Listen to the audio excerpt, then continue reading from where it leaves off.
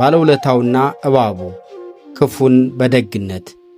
በአንድ ወቅት አንድ ደግ መንገደኛ በጫካ ሲጓዝ በጫካ እሳት ተከቦ ሊሞት የተቃረበ አንድ ትልቅ እባብ ያያል።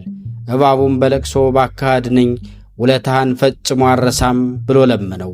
መንገደኛው አዝኖለት በያዘው ከረጢት እባቡን ጨምሮ ከእሳቱ አወጣው። ልክ ከእሳቱ ወጥተው ደህንነቱ የተጠበቀ ቦታ ሲደርሱ ግን እባቡ ከከረጢቱ ወጥቶ መንገደኛውን ሊነድፈው ተሰናዳ። መንገደኛው ደነገጠ። እንዴት? እኔ እኮ ከሞት አተረፍኩ፣ ለምን ትነድፈኛለህ? ሲል ጠየቀው። እባቡም የአሁኑ ዘመን ሰዎች እኮ ውለታን በክፋት ነው የምትመልሱት፣ እኔም እንደናንተ ላድርግ እንጂ አለው።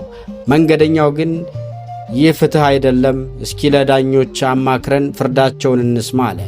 እባቡም ተስማማ። መጀመሪያ በሬን ጠየቁ።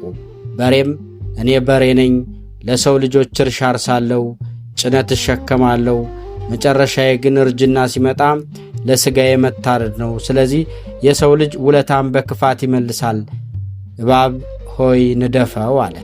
ቀጥሎም ዛፍን ጠየቁ። ዛፉም እኔ ዛፍ ነኝ፣ ለሰው ልጅ ጥላ ሆናለሁ፣ ፍሬ እሰጣለሁ፣ እርሱ ግን ጥላዬ ስር ሆኖ እኔኑ በምሳር ይቆርጠኛል። ስለዚህ ሰው በክፋት የተሞላ ስለሆነ በክፋት ስለሚመልስ እባብ ሆይ ንደፈው አለም። እባቡ ሊነድፈው ሲዘጋጅ ብልጧ ጦጢት መጣች። ታሪኩን ሰምታ እንዲህ አለች። ይህ ፍርድ እንዲጸና ግን እባቡ መጀመሪያ እንዴት ከከረጢቱ ውስጥ እንደነበረ ማየት አለብኝ። እባቡ መጀመሪያ የነበረበትን ለማሳየት ወደ ከረጢቱ ተመልሶ ገባ። ያኔ ጦጣዋ ለመንገደኛው በዓይኗ ጠቀሰችው። መንገደኛውም ወዲያውኑ የከረጢቱን አፍ አጥብቆ አሰረው።